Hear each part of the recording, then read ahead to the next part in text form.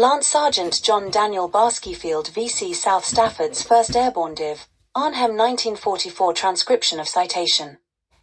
In this course of this preliminary engagement, Lance Sergeant Baskeyfield was badly wounded in the leg and the remainder of his crew were either killed or badly wounded.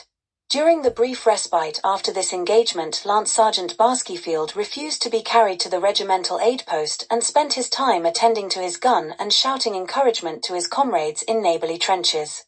After a short interval, the enemy renewed the attack with even greater ferocity than before, under cover of intense mortar and shell fire. Manning his gun quite alone, Lance Sergeant Baskeyfield continued to fire round after round at the enemy until his own gun was put out of action. By this time his activity was the main factor in keeping the enemy tanks at bay. The fact that the surviving men in his vicinity were held together and kept in action was undoubtedly due to his magnificent example and outstanding courage.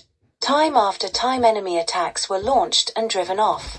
Finally, when his gun was knocked out, Lance Sergeant Baskeyfield crawled under intense enemy fire to another 6-pounder gun nearby, the crew of which had been killed, and proceeded to man it single-handedly. With his gun he engaged an enemy self-propelled gun which was approaching to attack. Another soldier crawled across the open ground to assist him but was killed almost at once.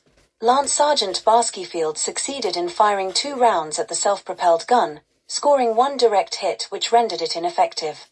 Whilst preparing to fire a 3rd shot, however, he was killed by a shell from a supporting enemy tank.